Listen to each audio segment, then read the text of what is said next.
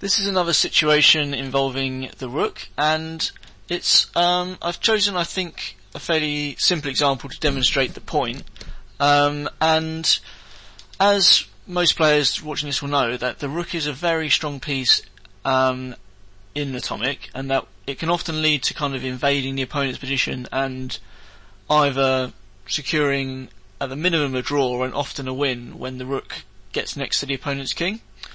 And I see lots of very strong players kind of assuming that once the rook gets next to the king that he's secured with a draw. For example, in the position in front of you, the two rook moves that move next to the king, one of them is clearly better, and it's not the most forcing one. So I see many strong players in positions similar to this, just going for the check with like rook f8 check. But in this case, it's actually a really big mistake. And as we saw in one of the earlier videos in this series, trying to introduce this idea that connecting the kings is not actually, in high level Atomic, it's more often an offensive idea than it is a defensive one.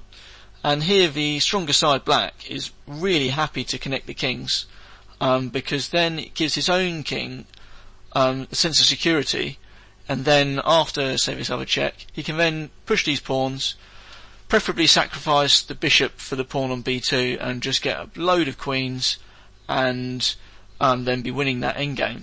That's quite a complicated endgame when you have this kind of lots of queens against a rook situation. But I'll come to that perhaps in a later series, which is quite an interesting one.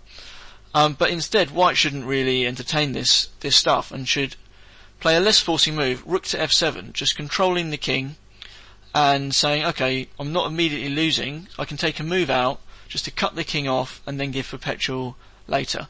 It's often a really good idea just to take that tempi out, just to cut off the king and secure a draw.